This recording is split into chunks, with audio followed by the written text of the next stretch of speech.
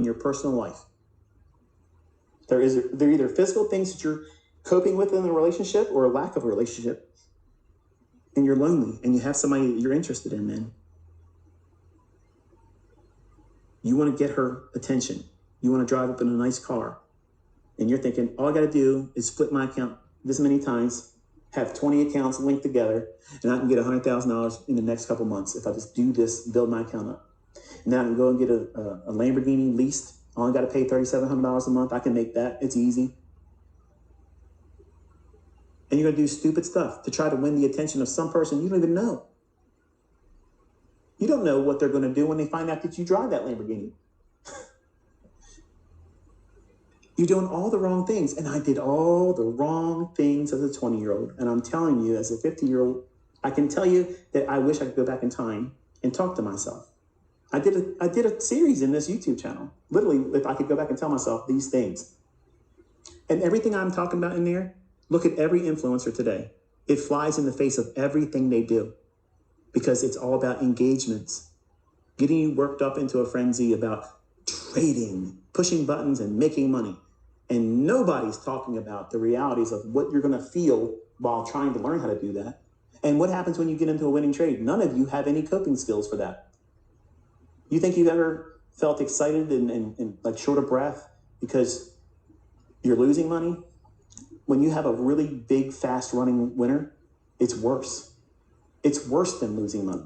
Your very first winning trade that's large and that you didn't have a limit order to get out at, and it's just running for you, it's impossible for me to outline and explain what it feels like. It is a terrible feeling because you don't know what to do. If you get out, what if it kept running? What if I stay in and it goes and reverses as fast as it ran in my favor and it becomes hugely lost? You have no idea what you're going to feel, which is why I teach you have partials, have limit orders, because it prepares you for that inevitable moment when you have your first runner that you didn't have a limit order on. It keeps you from ever having that fearful moment. Everything I teach is sound logic. It's rooted on real world experience. How I hurt myself, how I built myself back from it, how I learned from mistakes that you don't need to make for yourself. You don't need to do these things, Caleb. You don't need to go through all these painful lessons. You don't need that. You can do it far faster than I did. You can be so much better than me because I have scar tissue that every single time I get into a trade, I have dozens of other instances where I remember taking a trade in copper, and I was like, I ought to get in here and do something different because I felt like this the last time. And I got to tell myself, what does the model say? I'm supposed to be trading price action. I'm supposed to be trading the model, not, I remember the last time I hurt myself 25 years ago. I've done it a lot when I was younger. And those scar tissue, it's like a bad relationship. You punish the people that you're in a relationship with now for the things that they did to you. But they didn't do anything to you. But you're punishing that person. You're punishing them for the things in the scar tissue that you carried into a previous relationship. That's the same thing that trading is going to do. You don't even see it. You don't even think about it. You don't even think about those things. Because these 20-year-old chairmen of multi-level marketing don't know how to trade, can't make any money. They're out there trying to tell you how to be an enterprise by doing market-level marketing, not trading. Getting people to be a sucker to buy in behind you. I don't do those things. I'm telling you in a manner that is not sugar-coated at all. And it's uncomfortable. These lectures are not comfortable. They don't make you feel good, but they make you take personal inventory. And a lot of people are going to, I don't know, I don't even want to look at it.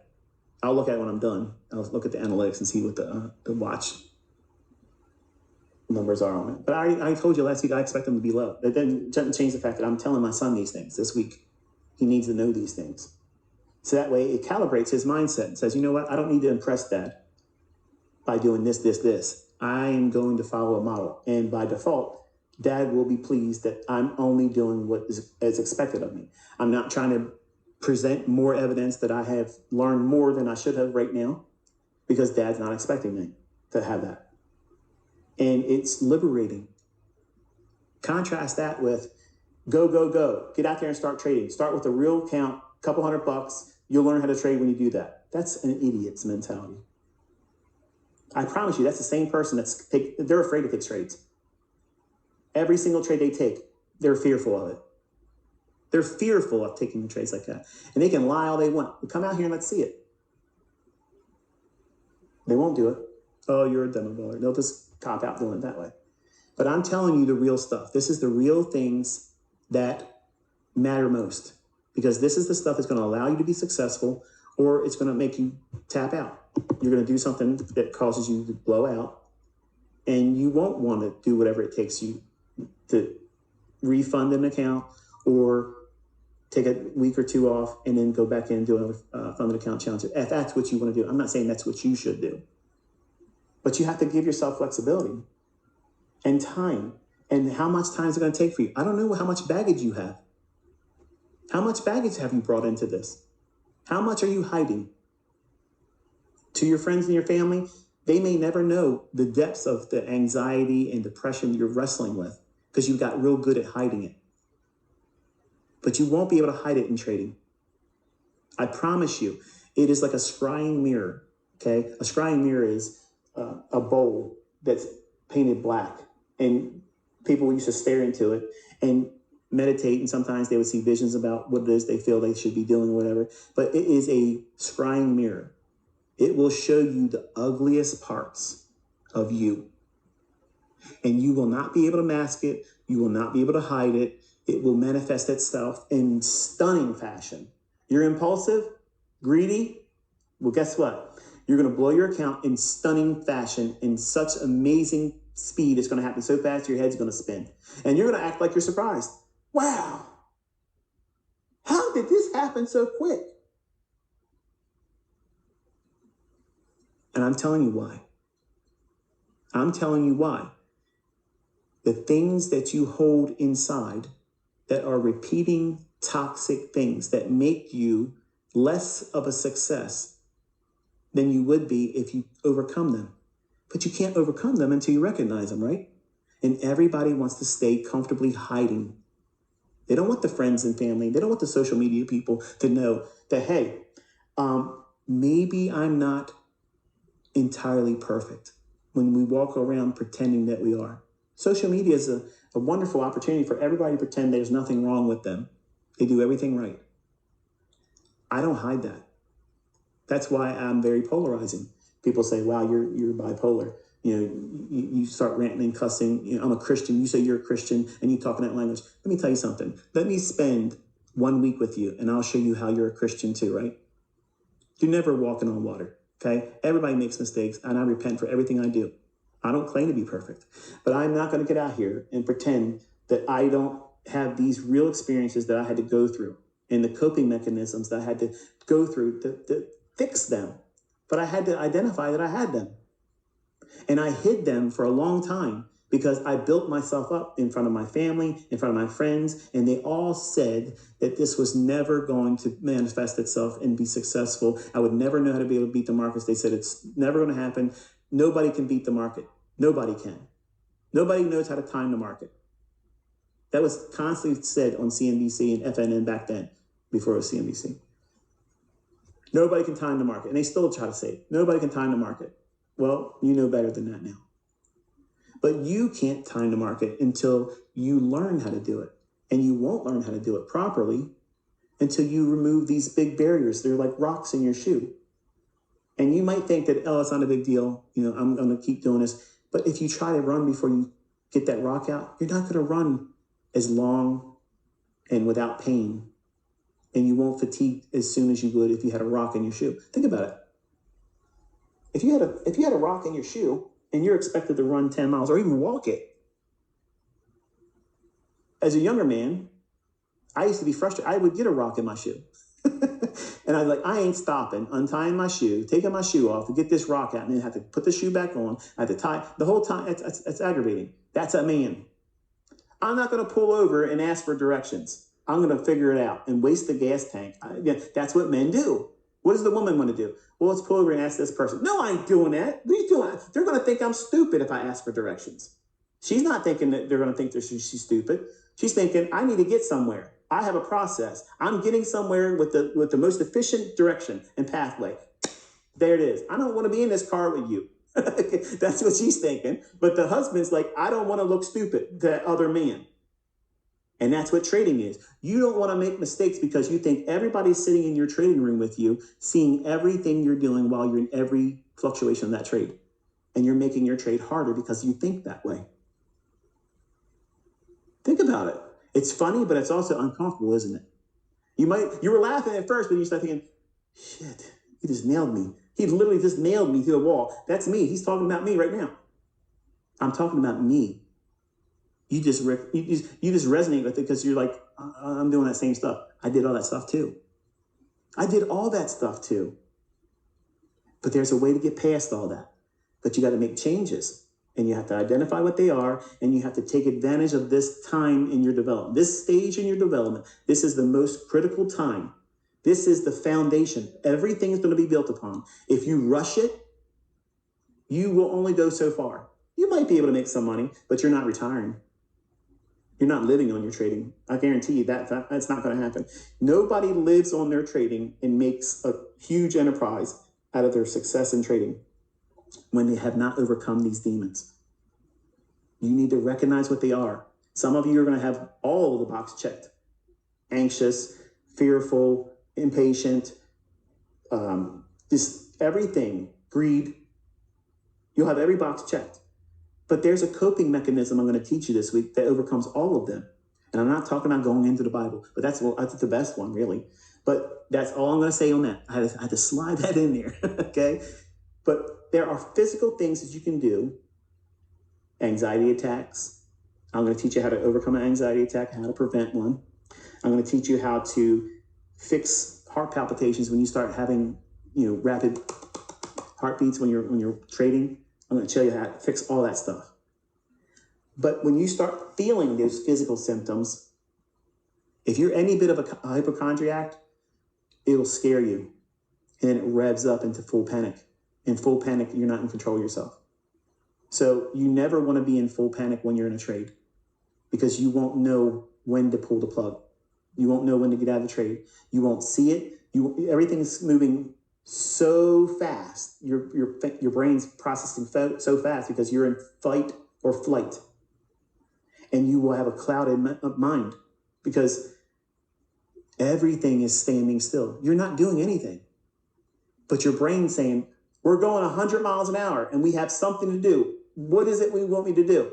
I'm ready. I have the adrenaline. I'm ready. We got to run. I'm ready. If we have to fight, I'm ready. But you're standing still. And if you're standing still, you're going to feel the physical effects of adrenaline being in your body, which is going to increase your heart rate. And you're not doing anything to burn the adrenaline off. And then you start feeling cortisol. And cortisol is your stress hormone. And you will literally start feeling things that are uncomfortable if you've never felt them before. Tingling in spots in your face. When I would have it, it would be in my left eyebrow.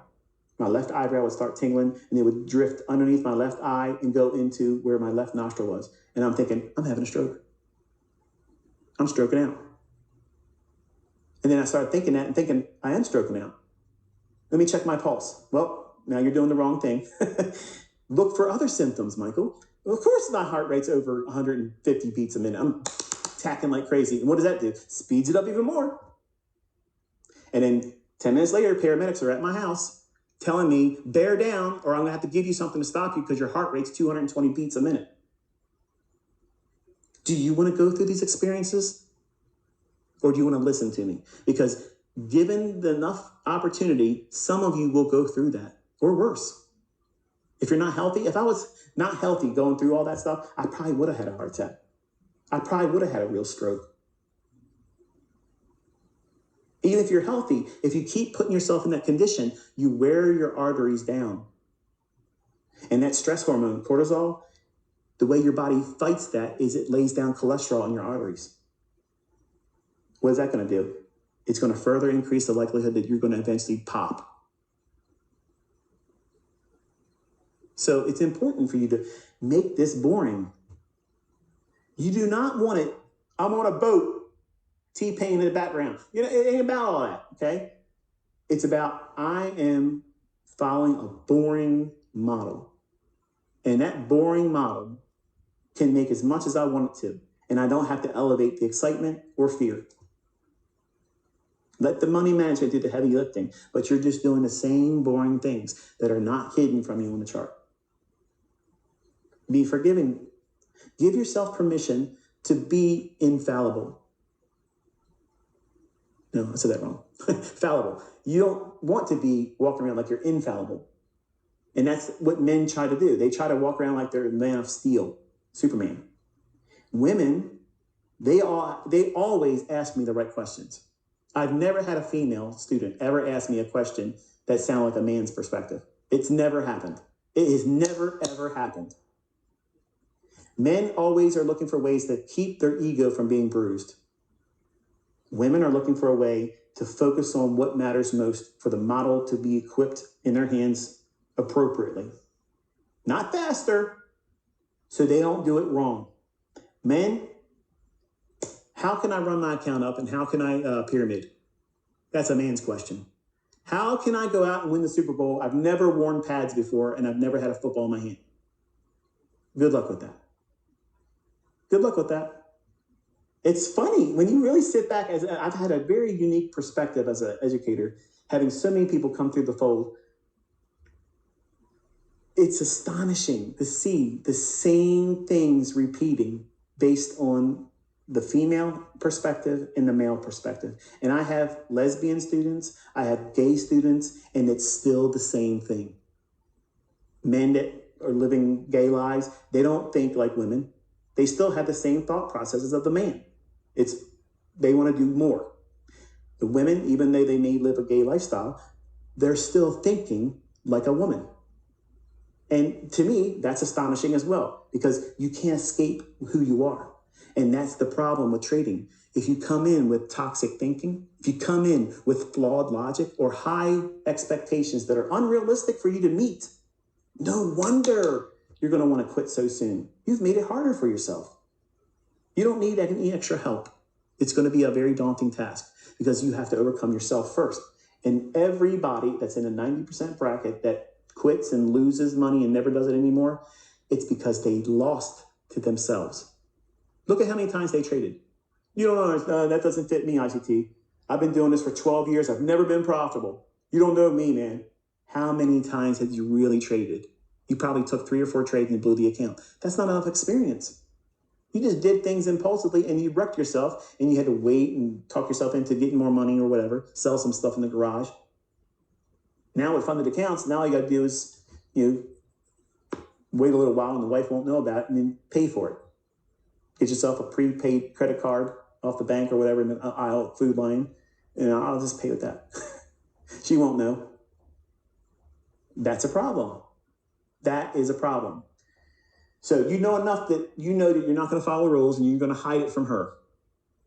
If you're married, if you're in a serious relationship, you need to explain to them that you're pursuing this and you're not expecting to make any money soon, but this has now become a major focus for you, like a college pursuit. That way, you're not feeding them bullshit in the beginning, like, oh, we're going to be able to quit our jobs and blah, blah. Don't tell your spouse that. Don't tell your spouse that. Because you now elevated it to a level of expectation that they're going to hold you to. And why wouldn't they? You took it upon yourself to tell them that stuff. They love you and they trust you. So why would you think that they're not going to expect it? You're going to live up to that. And when you don't, in your eyes, you're going to manifest all the stress indicators. You're going to be grumpy. You're not going to be paying attention when a conversation is taking place. And when you start seeing these things in your personal life, you need to take inventory of that. Recognize them. Don't try to hide from it. Because all of that's going to do what? It's going to manifest itself in these candlesticks, just like a scrying mirror. You're going to see things that's going to show you your ugly side. And what are you going to do? You're going to feel uncomfortable. And as a man, you're going to do what? You're going to plow ahead. You're going to draw your sword, throw your shield down. You're going to draw your sword and run head on to meet that thing, and you're ill-equipped, and it's going to take your head off. The women in that same circumstance, they're going to sit still and do nothing, and they'll be paralyzed, and they won't take a trade. That's the dynamic with man and female. That's how they think as a trader. That's how they engage price in this stage. That's what they do. I have the data to support that. I have 1 million plus students, and I've had several decades of teaching. And I have said to the same talking points I'm giving you here, I've had more people say, I can't do that. I don't want to think about the things I'm doing wrong. So I just try to power through it as a man. Or a woman will say, I'm just not going to take the initiative to make that change. So they either sit still and do nothing, or the man does too much. And that's the repeating phenomenon that comes for the people that are spinning the wheels that never find their way in this stuff. I promise you, it's not just because it's my content. They would have those same things in any other discipline of trading. It's because it's in them.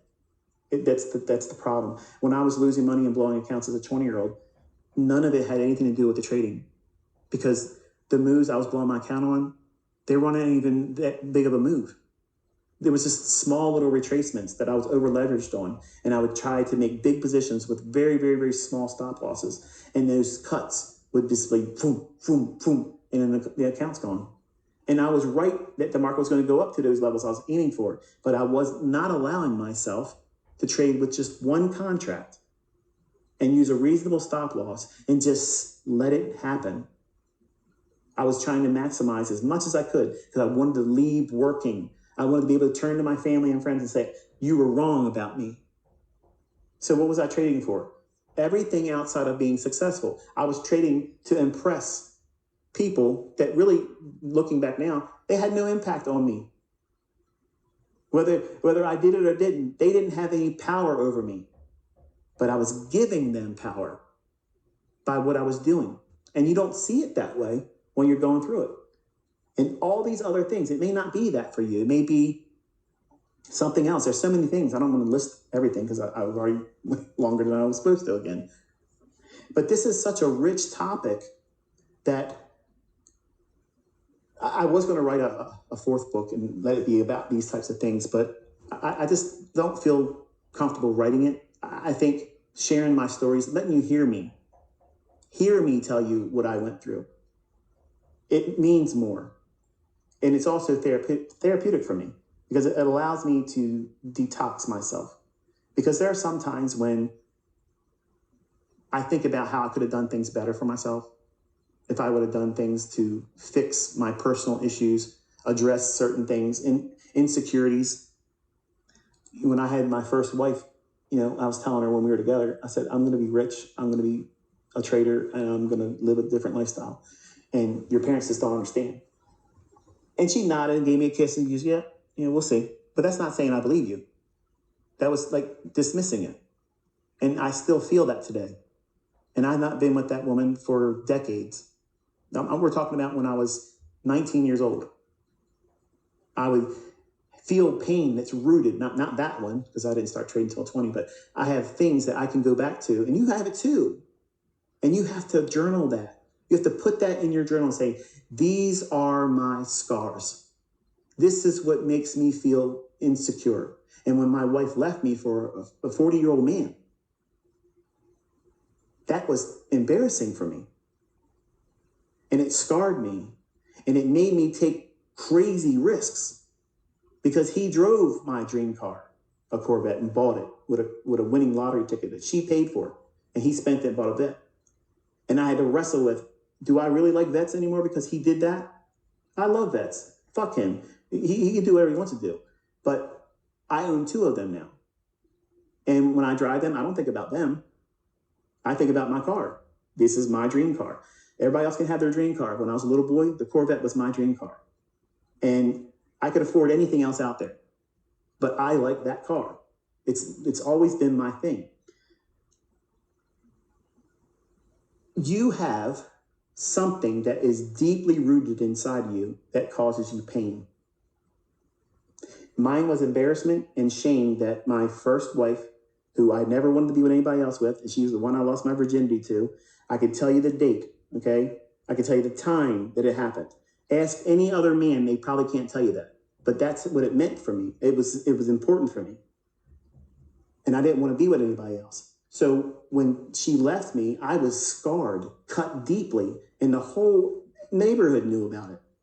They knew about it before I did. So I was shamed, I was embarrassed, but it was something I didn't cause it. But she didn't live with me in a marriage that she thought that we were going to bloom into anything. Looking back now, I think she made the wrong decision, but it's okay. I wasn't meant to be with her. But I still carry all of that scar tissue. But that same scar tissue doesn't make me get into a trade. When it was doing it back then, when I was 20-year-old, I was racing to make money to impress her, to win her back. And I wasn't supposed to be with her. I'm supposed to be with my wife I'm with now, with the children and the family I have now. But I have that same scar tissue that does have no influence on me now. But when you go through your personal life and you write down the things that make you feel invincible, are you lying to yourself? Are they really things that make you feel strong? Or are you masking something, compensating for something else? Because that's the thing that's going to hurt you. The thing that you're guarding and hiding from yourself and everyone else, that is the very thing that's going to motivate you when you are weak. And you're going to get weak. You're going to feel impatient. You're going to feel like you're missing out on something. You're going to just need to feel like you matter or that you're successful or you can do this. And at that moment, you're going to tap into, I'm going to do this because I have to prove to myself that that can't hurt me. And you're going to take larger risks. You're going to trade more frequently, and you're going to trade when there isn't a setup there because you want to replace that feeling of what you feel all the time, but you pretend it's not there. It wells up inside you. You're shamed. You're embarrassed. Someone hurt you. Someone physically hurt you. Someone took something from you. You couldn't arrive at a level in your relationship and you lost them. Or you left somebody and then you know that you left them by mistake and now they're with somebody else and you can't win them back. How heartbreaking is that?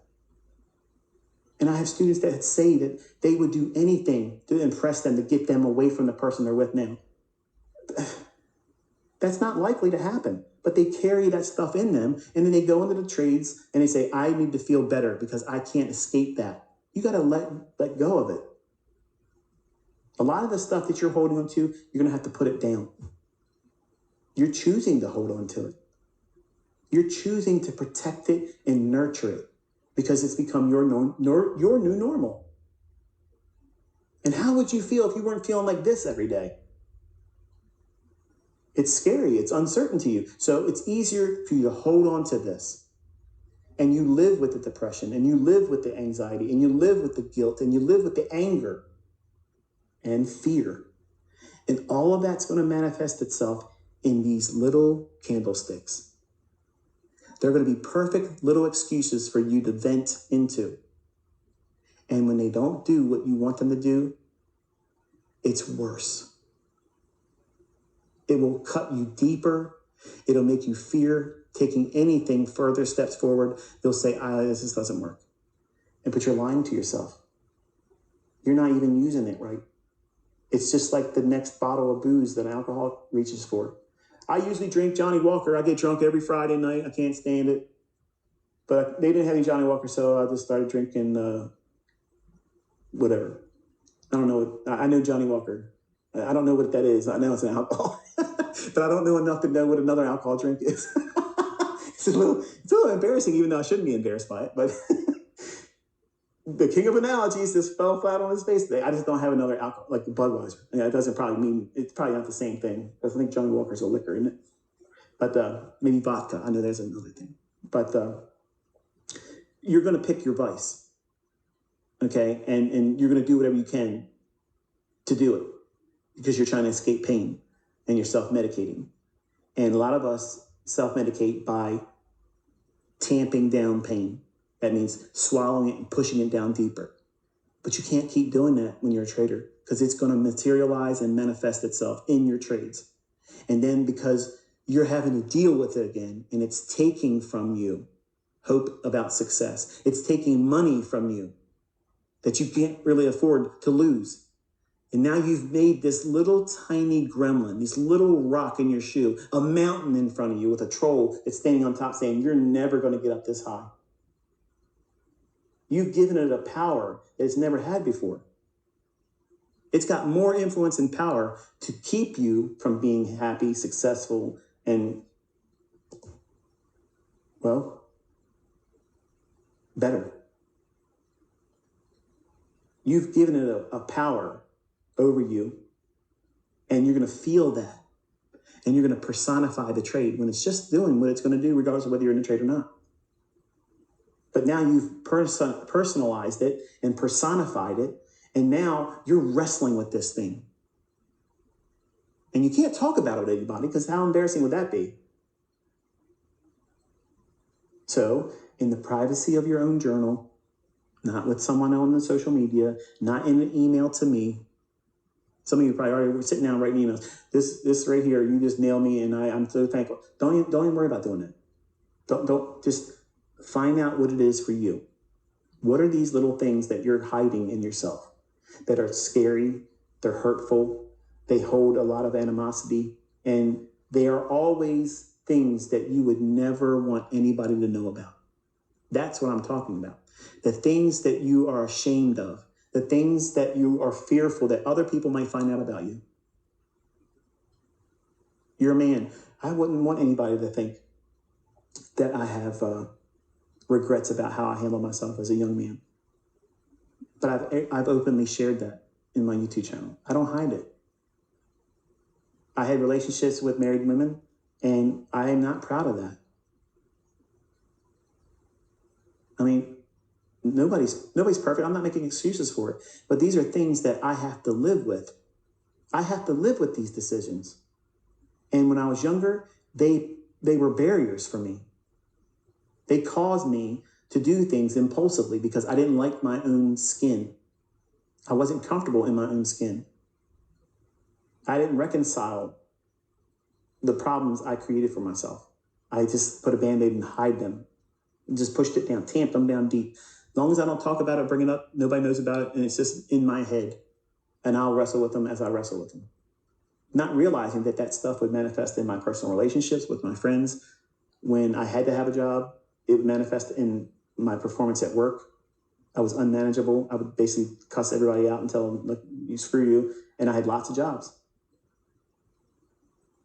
I knew I would eventually get fired if I stayed there, so I would quit. Because I didn't want to have them have that victory that they took me out of my job. So I would cuss them out, threaten them, I'll beat your ass, and there it is. And I would lose interest in being there because I knew now I've done showed my ass, so I have to leave. But that was a result of me not addressing the deep-rooted things in my body and my mind that I had to reconcile with. And everybody has it.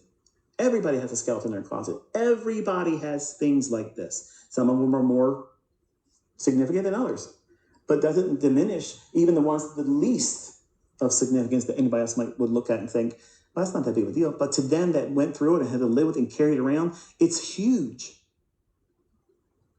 And they think that no one would understand enough, so therefore I would never want to see a counselor. I would never want to talk about it. I would never try to rectify it. I just have to bear it and carry it and keep it with me all the time, but never make it known to anyone. But you let it. It sneaks out all the time in your moments of weakness. It usually comes out in bursts of anger, small little things magnified into some monumental explosion. And something that would have never been an argument or a fight or an altercation is now been thrown gas on top of it because it's really this thing you're guarding and protecting or afraid now it's been manifesting. And you're not wrestling the person you're arguing with, your spouse, your family member, your child, your boss, your coworkers. You're wrestling with the guilt that you did not fix this sooner. And you have to wrestle it back down deep so no one can see it. And that's what's happening in your trades. That's what's going to keep happening in your trades. And it will not stop until you fix the root cause. That means you have to identify what they are. And most people don't want to. I guarantee you the viewership of this video has gone down precipitously because It ain't timing the market. I'm not telling you where the market's going. I'm telling you, you will not be able to find the right direction, let alone take a trade, if you're wrestling with these things.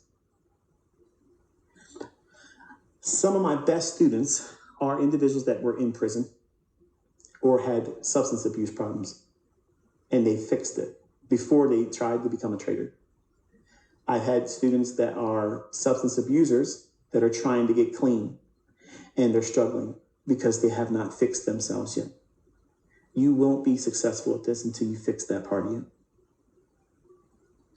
I don't want to say anything more than that because I don't want to be negative, but that's the reality. Individuals that have gone through incarceration and they paid for their crimes, they know that this world's different now. Like my father, he's getting ready to come out here. He's not going to recognize any of this stuff. And if he was younger, what skill could he bring forward to be a gainful employee? Nothing. The last thing he did productive was shoot at Vietnamese in the Vietnam War. That's in his mind. That's it. So he has no work skills. He has nothing. He's not used to the way the world is right now, and he's admitted to my mom that he's scared. Now imagine that. 40 years. He's a contract murderer, Mr. Billy Badass. He's admitted to my mother that he's terrified coming out. So what is he going to have when he steps out into the world? This same thing. And if he's not careful, he will let that thing manifest itself, and he could very easily make a mistake and violate and have to go right back in again. How's it any different? We're talking about the same thing. I'm teaching you how to live. How to live. It's not about just making money. You have to wrestle this stuff, keep it in subjection, and then, only then, you have all of the advantages of doing everything that's in front of you. But if you think you're just going to walk out here and carry all that stuff, and you're not going to have any adversities, and it's going to be easy for you, or if you're wondering why it's so hard, it's the internal stuff that you're wrestling with. And it's always that. This stuff isn't complicated. The people that say, oh, this is too hard, trading's too hard, you're just giving up because you don't want to put down those demons. You're nurturing them. These things that you're hiding in yourself that are problems that you know, if I was a counselor and you felt comfortable talking to me, these are the things that you're wrestling with, and you would say, this is what I'm going through. It's those things that are going to be the problems that cause you to think that this is too hard. It's too hard for you to keep wrestling when them demons are given an opportunity to manifest themselves. See, when you're just tamping them down and drinking and doing the things that you do, smoking reefer, dumbing yourself down, calming yourself down, medicating yourself, you're hiding from those things. And weed heads generally don't do very well in trading either. But they'll be the same ones that will champion their wins and go online. Yeah, look at this. Show me everything. You're blocked. And that's the reality of all this stuff. And you can make this easier for yourself, or you can make it harder. And it doesn't make sense for you to make it harder.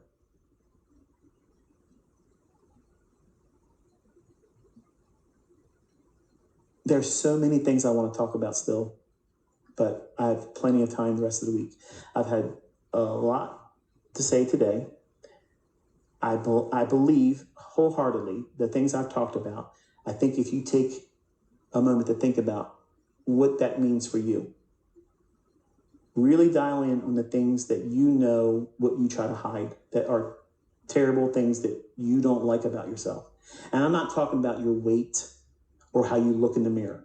That's not what I'm talking about, okay? I'm talking about the things that cause you to behave and think the way you think. Something scarred you, something made you angry, or something scared you so bad that you have not reconciled that. Or it's a physical dependency on alcohol or drugs. That's it. That's it. Because if you have the mental faculties, it doesn't matter if you're in a wheelchair. You could be an amazing trader, better than me. You being in a wheelchair or handicap has absolutely no bearing on how you can trade, because it's your mind. You could literally be a quadriplegic and tell the person next to you, all right, press the buy button, put the stop loss figure, and there it is. Who's doing the trade? You are. You don't need your body to do it. You need your mind, because trading is won in the battlefield of your mind. Your trade's a winning trade before it's realized in that chart and your take profit is hit.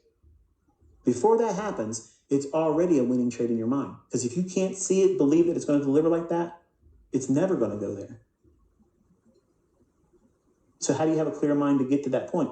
You have to get rid of all your baggage. You got to get rid of all that toxic stuff, toxic thinking, all the online drama stuff. Are you someone that constantly goes to drama stuff on the internet?